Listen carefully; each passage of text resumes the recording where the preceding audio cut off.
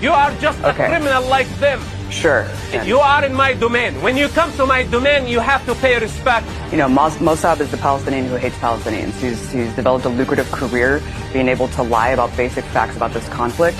And so when he says Palestinians or Hamas, what he really means is all Arabs and all Muslims. In fact, I've seen that plain as day in his social media and talks. He thinks that all Muslims are terrorists. And so, I mean, this is credited to the point that he is actually credited to jailing what is called the Mandela, the Palestinian Mandela. Marwan Barghouti. This is a guy who he put in prison 20 years ago, who was marching side by side with Israeli peace activists denouncing Hamas killing civilians.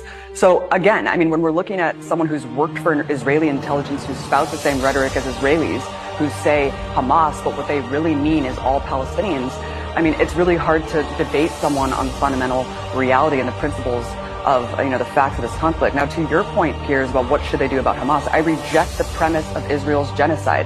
I'm not going to sit here and say, yes, Hamas is a terrorist organization and they need to be eradicated. Of course, that's not true. And I think that we can both agree. What do you mean that's not true? It's an impossible task.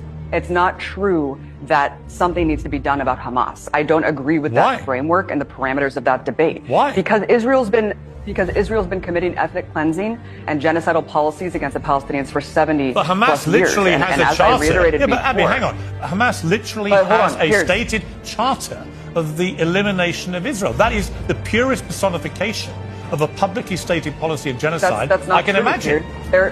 That's not true. Their revised charter says that they actually recognize the existence of the Israeli state among 1967 borders.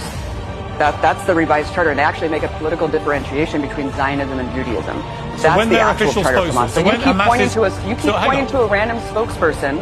When did Hamas come into power? We know that this isn't just about Hamas. What was Israel doing in the West Bank the year prior to October 7th? They killed 500 Palestinians, 80 children.